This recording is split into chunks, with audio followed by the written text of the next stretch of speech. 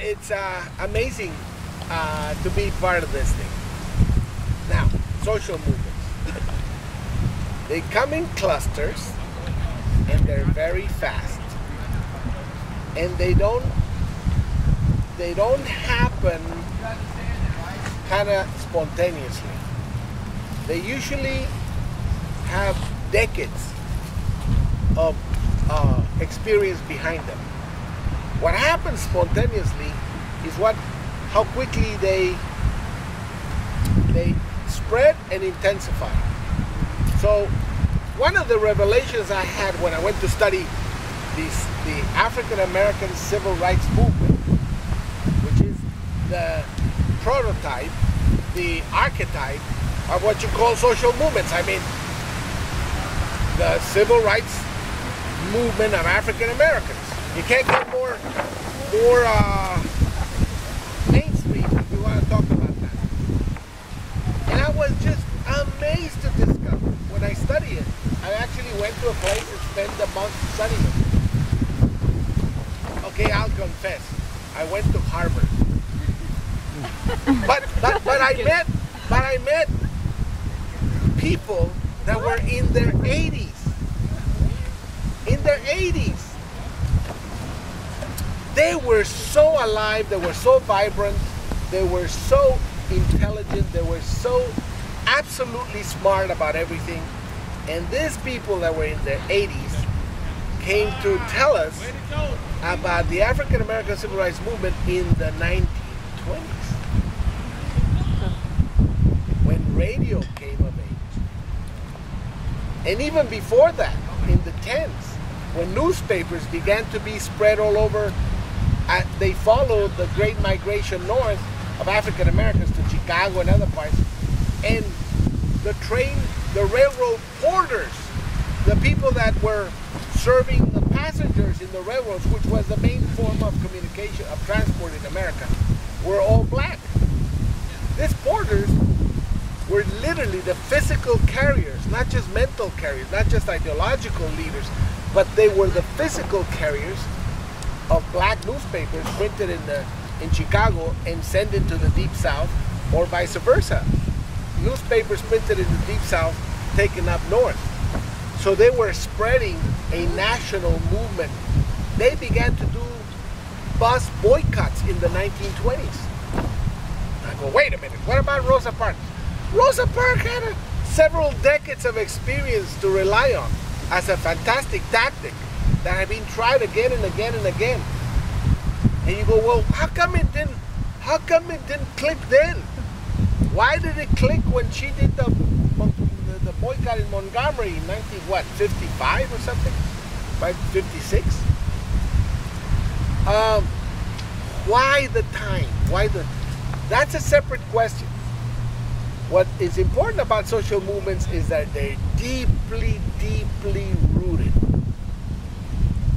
You only see the tip of the iceberg right now when we're looking at the 2011 revolution. By the way, you should get accustomed to that name. The World Revolution of 2011. You should really get accustomed to that, because that's the size of it. It's not American Wall Street, or it's not Arab. It's a world revolution. It's a world peaceful revolution. It's a revolt of the people of the world. And it is entirely peaceful, Gandhian, absolutely engaging in tactics of non-cooperation and protest that are Gandhian absolutely down the line. Nobody's threatening violence. Nobody's engaging in violence. Nobody is even thinking that that is the way to go.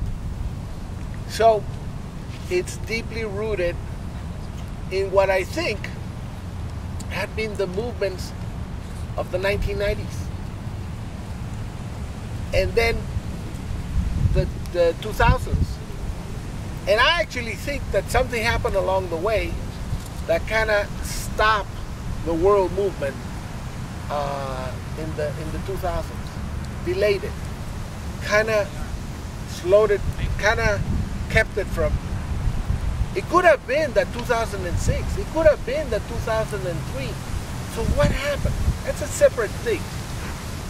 The important thing is that it's deeply rooted. This movement is deeply rooted in the experiences against so-called globalization in the 1990s and against the very intolerable state of politics in the Arab world and against the world's economic inequalities and so on, and the environmental crisis. Okay, so all these movements already existed. They were very, very vibrant, and they already were in place, and they had millions of activists. When I was teaching globalization in the 1990s, I remember coming upon the statistic that says something like this, that NGOs, non-governmental organizations,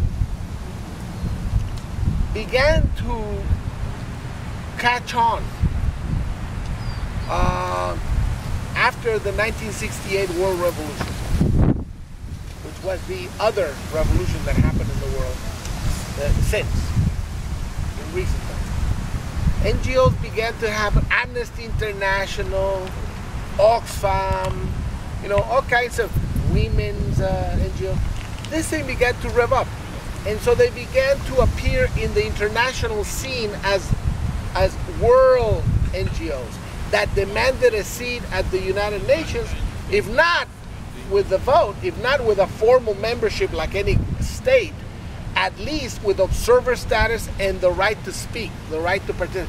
One of the most remarkable things is an early breakthrough are the indigenous NGOs, the NGOs that began to advocate for a global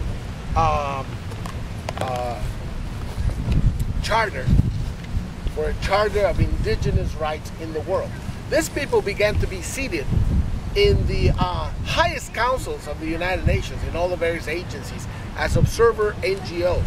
And the American Indians had a great role in putting that together with other indigenous people around the world. They call themselves the International Indian Treaty Council, which was a direct outcome of the Red Power movement of the 60s. So the Red Power movement of the 60s, which was very into the United States situation, spun out the International Indian Treaty Council, which became one of the earliest NGOs in Geneva advocating for indigenous rights in the United Nations Human Rights Commission. Wow!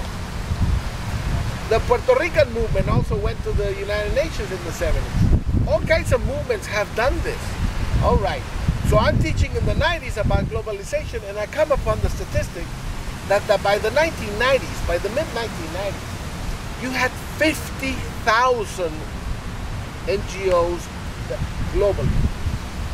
That you had 50,000 NGOs that were operating as international NGOs. And so, damn, that's a lot of NGOs.